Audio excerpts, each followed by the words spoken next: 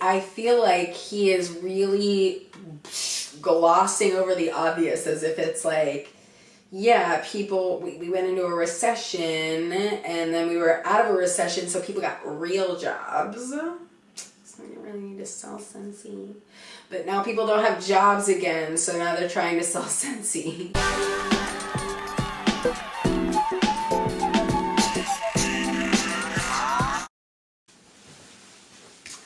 Ooh, wow, you guys. I'm Greasy. So here's the thing, is I completely filmed a different video for the day. I was editing it. Hi everyone. So after I started editing my video, I realized that there was like some shiny little dots on my face, and in retrospect, I realized that that's the syrup I had from when I had some Eggos like 20 minutes before filming. So when you see it catching glimpse in the light, just know that that's syrup, and I am absolutely not going back to film this again. Thank you. Bye. And I wasn't really entirely pleased with it. I wasn't like it was informative, don't get me wrong, and I'm gonna finish that video. It's information. However, I believe that this company is scamming more people than the other company that I was gonna talk about, so I'm gonna talk about this company instead. So the CEO of Scentsy is giving a chat, a roundtable to basically other leaders, CEOs, owners of direct selling associations, often MLMs, because we do know that majority of the direct selling association is comprised of multi-level marketing companies. And I think that it not only shows how that toxicity of blaming people for their failures, not the business model, even like runs way deeper than the actual distributors themselves, but it actually like sits up at the top. And I think that they are giving their success as a company credit to something a little bit different than why I think that they are seeing so much success in the times that they are. So he's gonna like break down a graph of Scentsy sales for us over its conception until now, and how they're doing so well in this wonderful pandemic era, essentially attributing all of their success as a company and Scentsy to their culture and the culture that they breed, and that anybody who falls off or when they see this like correctional dip in their sales numbers, that really it's them losing distributors that they didn't really want anyways, that aren't going to benefit them as a company, that don't fit with their culture and don't align with their values, and that are going to be compliance problems and an issue for them down the line. So best be gone them anyways. It's beyond me. So we're gonna run through this video of this guy chatting away, and I think we can speculate a little bit differently as to why we think they were successful. He's going to attribute their success to culture, and I want to take a little bit deeper dive into what we see and maybe why they might be successful otherwise. So we all have to launch. And what really is happening during the launch of a company is culture is being defined. Now, culture is the accepted practices or beliefs that a company might have, or that a group might have. It could be a company, it could be a community, it could be a country. But those accepted practices and beliefs get established in the launch, and there is really set up a scale of justice between the home office and the field. There is kind of an accepted arrangement between the founders and the investors and the early leaders and new participants. And really, this launch is very important in establishing culture, because for a company to survive, it has to grow. Now, there's a tipping point at which a company starts to grow, and that tipping point, the tip happens when there are people willing to accept your culture and share it with others who are willing to accept it and share it? I first just want to say the tip happens when people are willing to accept your culture and share it with others who are willing to accept and share it. I think right off the bat, anybody who watches or is intrigued by anti-MLM videos knows that a lot of the culture and a lot of the hype around MLMs is like a dream, a sold dream that isn't necessarily tangible yet. We talk about toxic positivity being a huge aspect of the culture of multi-level marketing companies. And I feel like maybe that toxic positivity and that culture is ingrained a lot deeper, because that culture, they're saying that they need to start the culture from the beginning and they need to create a culture. So who creates that culture though? The people at the top, like the starters, the founders of the company. So I guess they're saying, who do we want to be at the beginning of this? Like what do we want to be about, and what is our culture going to be? If that doesn't happen, then your company will never reach hypergrowth. And without hypergrowth, it's very difficult to get to a point where you can establish your culture. So in the tip, your culture is accepted. In hypergrowth or tornado phase, that is when your culture is established. Okay. So this is Scentsy's numbers from our founding. We had our tip there in about 2007, 2008 through 2011 were hypergrowth. We plateaued in 2012, and then you see a dip. 2018 was a mini dip. 2019, we were able to recover and have sales slightly above 2017. And then since, we had a good beginning to the year, good first quarter, but since COVID happened, all things have changed. It is absolutely crazy. We are seeing growth that we've not seen since 2009, 2010. And we don't know how long it's going to last, but if it keeps going like this, then we could double this year. We don't think it'll be that high, but we are, right now we're projecting somewhere in the 800 million range for the year. Had 2 consecutive months in a row of all-time records in May and June for a party plan company that sells fragrance products. It is the trough of the year. So we're having our best sales months of all time in the worst sales months of the year. Doesn't that sound a little suspicious? Hey, no, doesn't sound suspicious at all. We're having the absolute best sale ever that we've ever had ever in the worst sales time of the year, in the middle of a pandemic when everybody's unemployed. Doesn't that sound weird? See what happens, right? But culture eats strategy for breakfast. This Peter Drucker quote is quite famous. It's important to us. We focus on this. Strategy is important, but culture is paramount. So there is the launch. The other thing that gets established, we use the word ethos a lot. There's the Ethos Awards at the Direct Selling Association. The ethos, as I define it, is the characteristic spirit of a group as manifest by its aspirations and values. So every company has a mission statement. They have values. These things matter, right?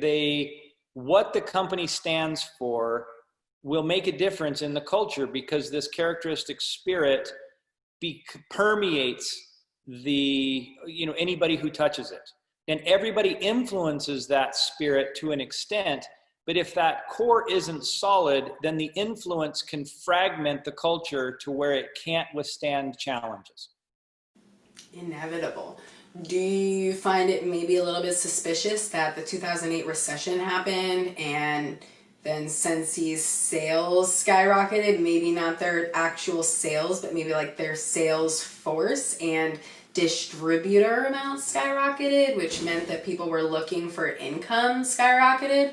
That's kind of what I see when I look at that graph. And when that happens, then hypergrowth is inevitable. This happened with us. You can look at lots of companies. There are some companies that don't really show dips because they might go into a new country, but they're dips in markets. Every market has a dip like this. Every market looks like this to some degree or another. As a company, you can hide the ups and downs in your overall revenue numbers by launching new markets, but eventually this pattern will develop. And hyper growth starts with the word hype. Now, the red line here I use to demonstrate what the company is, right? If your culture is strong, if you can deliver products, if you can train and develop people, you're a good company. And let's call that red line a good, what your company is. When you're launching, people will not know how good you are.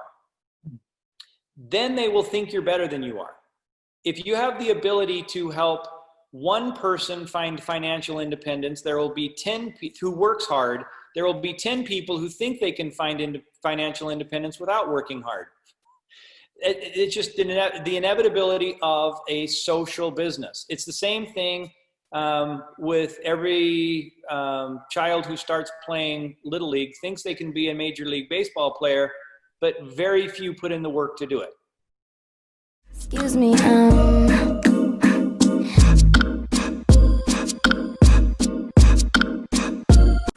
He just compared selling Scentsy warmers to playing Major League Baseball, and also attributed a distributor's failure again to them not working hard enough, when we know that statistically these companies do not allow for people to genuinely turn a profit. I want to talk about this culture that the CEO of Scentsy speaks of. So I found this really great personal opinion piece from a former Scentsy distributor, and somewhere in her discussion about her time with Scentsy, and I will link it down below, she says that in 2018 the headquarters increased their minimum personal volume I'll just read this. So it says that there were a lot of discussions about it on the weekly conference calls, but nothing we said mattered. The bigwigs at Scentsy headquarters wanted to make money, and we had to sell it. At the same time, HQ decided to increase the minimum sales targets. We now had to sell a minimum of 150 pounds. This is, I believe, in another country, but the message still stands. We now had to sell a minimum of 150 pounds in 3 months to stay active, aka not be kicked out of Scentsy. Apparently, this would make things easier and get rid of the dead wood from the team. This dead wood, I'll remind you, who had spent almost 100 pounds apiece on their starter kit. A member of my team had a very poor daughter, so often had to focus on her rather than sales often. Now, the added pressure of minimum sales targets was extra stressful for her. It wasn't until she got she was reported by someone, and she ended up getting audited, and she said that this ended up being her light bulb moment. Essentially, somebody said she had undisclosed income, so she had to go back and dig up all of her paperwork through Scentsy, and it wasn't until then that she realized that she was duped. She said, staring at all of her calculations, she realized that most months she was in the negative. 300 pounds income, 350 outgoing, 90 income, 110 outgoing. What I thought was a thriving business was actually slowly eating away at any spare cash we had in the account. There were a few months that I made 100 pounds profit, but I remember sitting on my carpet, surrounded by paperwork, and realizing that I'd really been losing money the whole time. I had also just found out I was pregnant, and I cried. I think I cried for hours. I was so devastated that I'd been living a lie this entire time.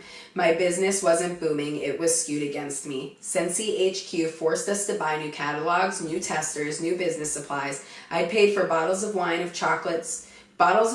chocolates for home parties. I'd spent hundreds in patrol running back and forth to various events that I'd paid to attend all over the country. This was not a healthy income versus expenditure. I sent all my paperwork off, and thankfully the council saw that I had been honest with my yearly self-assessments. This is awesome. This is a really great, this is on MLMtruth.org, and I'll link it. So she's a former Scentsy distributor who built a team, went up in the ranks, was a part of the so-called culture that the Scentsy CEO speaks of, and in the end ultimately quit. And they talk about how headquarters was equally as ruthless, trimming the dead wood from the team, the way that the CEO talks about people who are investing in his company. Like, these people are paying more to be able to even get paid. Like, that's one of the unfortunate things, is if when they increase the limit, they have to then put out more just to even get their commissions. Devastating.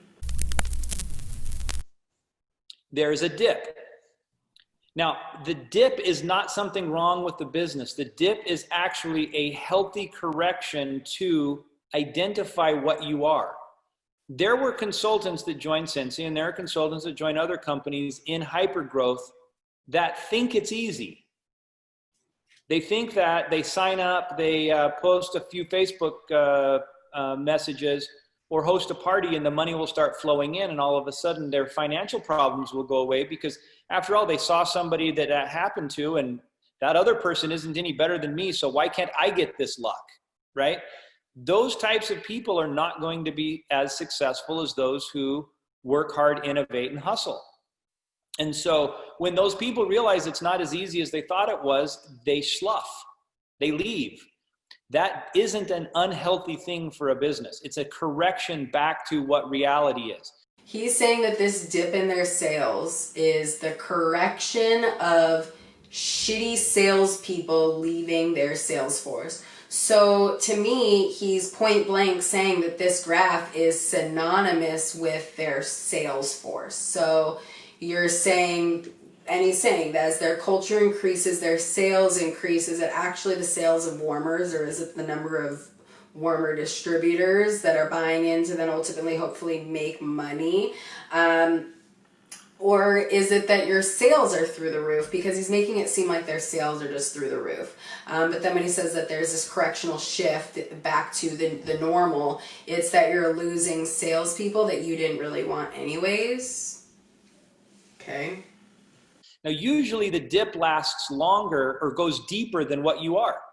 If you don't screw up the dip and you hold to your culture, see, the dip is when your culture is challenged. And a lot of companies will abandon their culture, abandon their practices. They will try to figure out how to fix themselves, when in reality, the best thing possible for them is happening. They are losing those people who have irrational exuberance and who are going to be the compliance challenges, the regulatory challenges of their business. So let those people go when they can't work hard enough to get the success that they want. That's a dip. Now, there will be a period of time where your business is perceived to be worse than it actually is. But if you hold to your culture and you know that it's been validated in the past, there will be a period of renewal. Now, here's the best news, or the best advice for anybody going through the dip. There is a saying that winners never quit. Might be the dumbest thing anybody's ever said. Winners quit all the time. They just quit the right stuff. Right? You have to be able to focus on what you can be best in the world, or how you can be best in the world, and get rid of the other things in order to be a brand or a company that others want to be attached with for the long run. Because fast growing, exclusive product, ground floor opportunity, that pitch to join our company doesn't last very long. It's powerful in the beginning and it can create hype, but it does not last, and you have to have another story.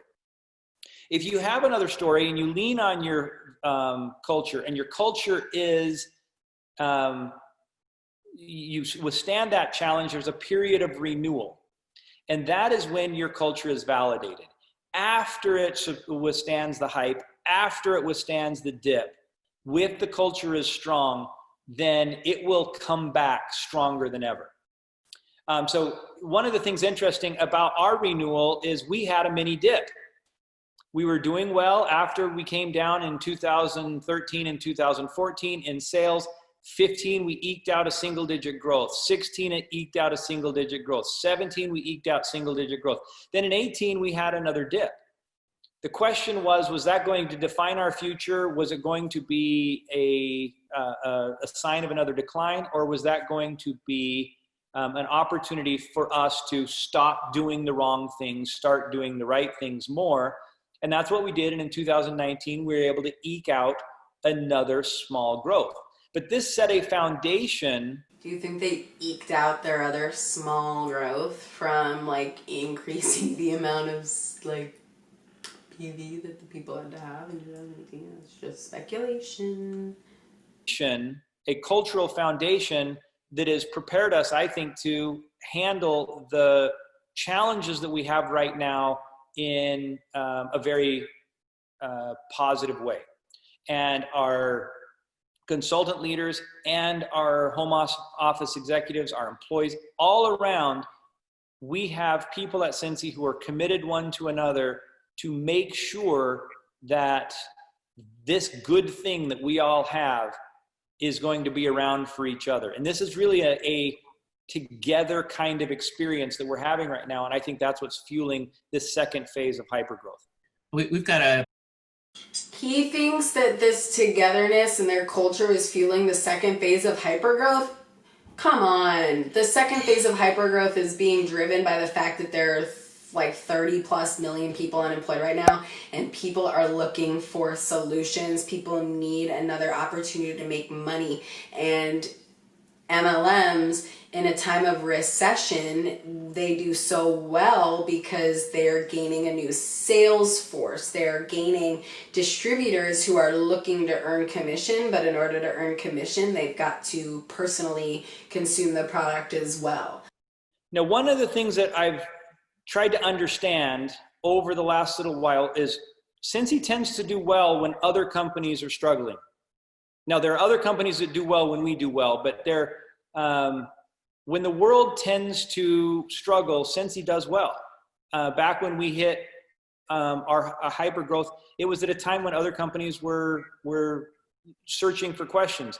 When other companies were doing very well in 13, 14, 15, 16, we were struggling relatively. And what I realized is there are two different kinds of cultures. There's a competitive culture or a competition culture and a cohesion culture. I just want to say, I feel like he is really glossing over the obvious as if it's like, yeah, people, we went into a recession and then we were out of a recession, so people got real jobs. So you really need to sell Scentsy. But now people don't have jobs again, so now they're trying to sell Scentsy. We have a logo or a motto at Scentsy: contribute more than you take. Now, this isn't something that is a tagline that comes in a time of crisis. This is something we've been talking about from the foundation of the business, where employees and consultants, consultant leaders and executives are all trying to out-contribute the rest. We never want to take more than we've already contributed. This isn't giving back. This is making sure that one never takes from the culture more than they have previously given. It's Scentsy's view of our relationship with the Direct Selling Association and our channel. It's our belief with our consultants. It's our consultants' belief when they get it with their teams and their upline and the home office. So when we hit this crisis, what happened was our field felt such an obligation to contribute more to the workers in our distribution centers and our manufacturing centers who were working through the crisis,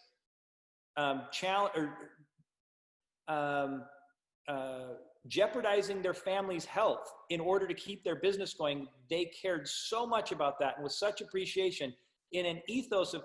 Oh, is he talking about people going in the middle of a pandemic to satisfy Scentsy orders? Contributing more than you take, they went to work, and we had a rocket ship change in our business in mid-April. And it was a result of a consultant-led effort to make sure they weren't taking more from people who were working through the pandemic. Scentsy Spirit.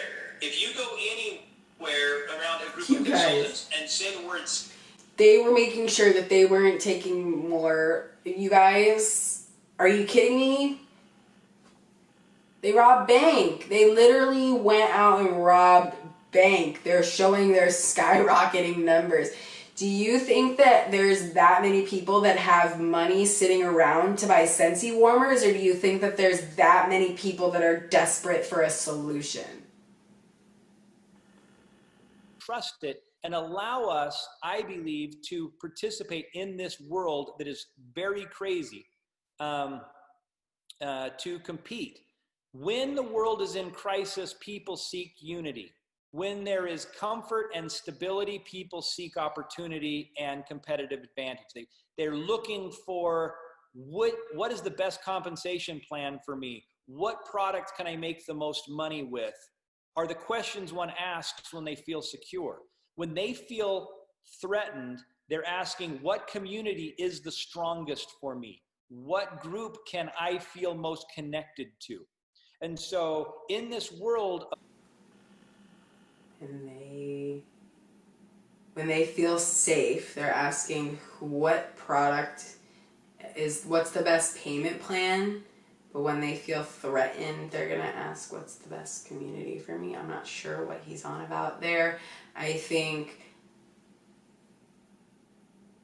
I don't know why anybody would be asking, what's the best payment plan and like commission structure? I'm feeling really safe right now. Feeling really safe in all my income opportunities, that I need to know what the best income structure is going to be when it comes to which MLM I'm going to jump into. And there are businesses set up with a competitive advantage or competitive culture that can lean towards a cohesion culture that will help them through these times. And if you have a cohesion culture, lean on it heavily, because right now the wind is at your back. And one of my favorite sayings, one ship sails east, one ship sails west, by the self-same winds that blow. 'Tis the set of the sails and not the gales that tells the way to go. Any economy, a direct selling company can thrive. You just have to set your sails differently. So I think that's about it. If I left any time for questions. I love it. Just a moment or two. First of all, I love the cohesion culture. You answered, obviously, the obvious question, and that is, in a time of COVID, it seems like a cohesion culture is what people need and desire.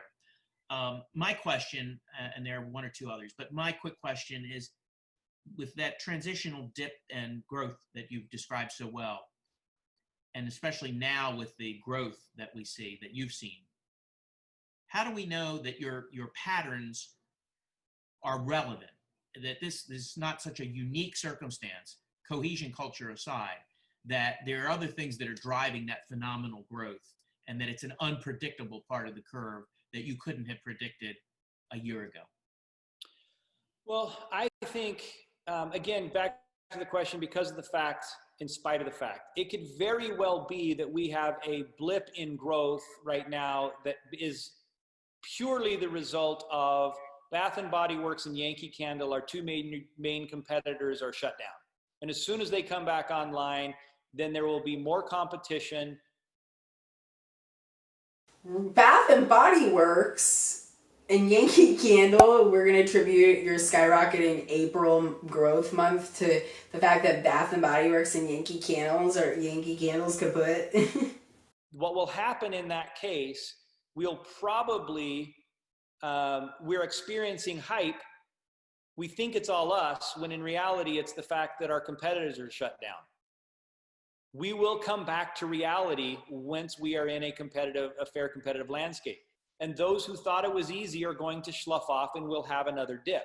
We'll have another challenge to our culture. We'll retreat back to reality. But if our culture is strong, we'll understand what's happening. So I think that chart is demonstrating what happens, not the reason why it happens. Great observations.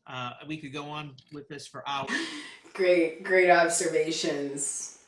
So he admitted at the end that that's maybe not how it happened. It's what happened, but that's maybe not how it happened, because I don't think that's how it happened. I think we could definitely attribute their growth in those two huge spurts to potentially not their culture. Okay? Just my 2 cents on the matter. Okay, so on pyramidschemealert.com, this article, when the market declines, hire more salespeople, question mark.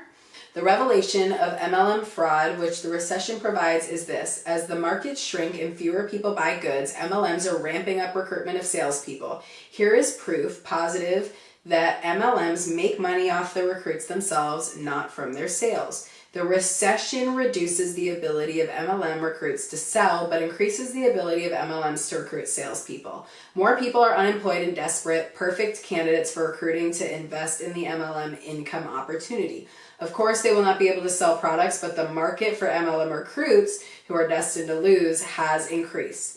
To cover over the revelation of an obvious business opportunity scam, MLMs have launched a logic-defying PR campaign that tells consumers that MLMs are havens for the unemployed and that MLM is recession-proof. In other words, as MLMs cause ever more losses by luring unemployed people into Ponzi money transfers, they claim they are saving people from unemployment. There is a perverse truth in the claim that some MLMs grow during a recession. There is no truth, however, that those who join them will benefit. To the contrary, the terrible reality is that MLMs cause double the harm in recession. Citizens who have lost their jobs will lose again in an MLM, and the MLM itself will gain from their losses. Another way of saying this is that in a recession, opportunity for legitimate selling declines, but the market for selling snake oil, MLM's false income promises, rise. Hence, some MLMs grow. Most of these false stories about direct selling, aka MLM being a safe haven, a fallback, or recession-proof, are planted by the MLM lobbying group, the Direct Selling Association. Some in the media have bitten the hook. Few look at data which shows that MLMs produce 99% loss rates among the recruits, and almost none question the feasibility of recruiting new salespeople when markets are down.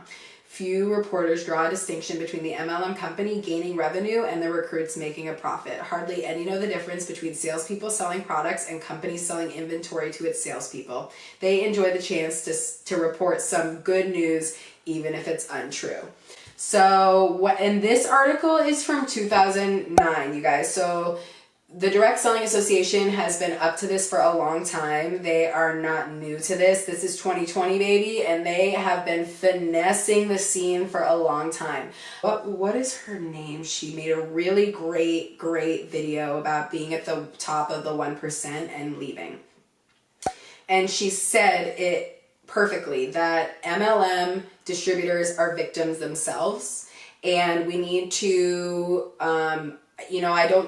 I think we need to turn our attention away from the victims. I mean, it's all great to put on display the ridiculous earnings and like health claims. However, really the people who are manipulating these sales force is this, like, for example, this CEO like Scentsy, who is saying that when their numbers drop, it's just a correction in their sales force, and it's getting rid of people that don't want to work hard enough, and getting rid of the dead wood from that other article that we read. They don't really care about you. They don't really care whether or not you're making money. They're making money. Whether or not you're making money is a different story. So let us see here. So I love the finance guy. He always breaks down the numbers for us. So we found that Scentsy raised all 5 red flags in Dr. John Taylor's 5-step MLM evaluation. Red flag number 1 was that there was constant recruitment of new members. So they said they read through the Scentsy Consultant Guide, and the document is an instruction manual for new consultants and advice about everything you'd need to do. Compensation plan is designed for constant recruitment. The only way for you to reach a higher commission is to grow a larger team. The only way for your recruits to earn more is for your recruits to build and do their own team. So red flag number 2, promotion through recruitment. So you'll never need to personally purchase more than $500 per month worth of product to remain active in Scentsy. So to qualify for promotions, you need to grow your wholesale volume and your active downline, and recruiting is how you qualify for promotions in Scentsy. The red flag number 3 is pay to play. So in order to remain active, you need to buy your $500 worth of product. And some consultants might be ordering more product than necessary to remain active. And this can lead to hyperconsumption so distributors buying more product than they actually need. Red flag number 4, most of the rewards go to your upline. So they found that wholesale bonuses of 9% and director bonuses of 15%. The incentives included in the price charged by Scentsy as a new consultant, your upline gets 24% of every dollar you spend with Scentsy. So that means retail price will be expensive, making it more difficult for you to compete with an alternative aromatherapy products on the market. And then red flag number 5, more than 5 levels in the payout plan. Once there are more than 5 levels in the payout plan, it becomes very difficult for new recruits to turn a profit. He believes that at this point, the system becomes an exploitive money transfer scheme or a product-based pyramid scheme. Anyways, all right, before my cat starts digging into her meal. So yeah, let me know what you guys think of the CEO of Scentsy and his attribution to their growth being to culture. Do you believe that their growth is attributed to their culture, or do you believe that their growth is attributed to something else? And do you think that their growth is genuine sales, or do you think that their growth is an increase in salespeople and still leaving a destructive path, and that it doesn't really show that people are making money? It only shows that the people at the top are making money still. Yeah, I'd love it for you guys to please comment down below and let me know what you guys think. And until next time, thank you for watching my video. It really means a lot to me. And yeah, it just always means a lot to me that you watch. So thanks. Bye.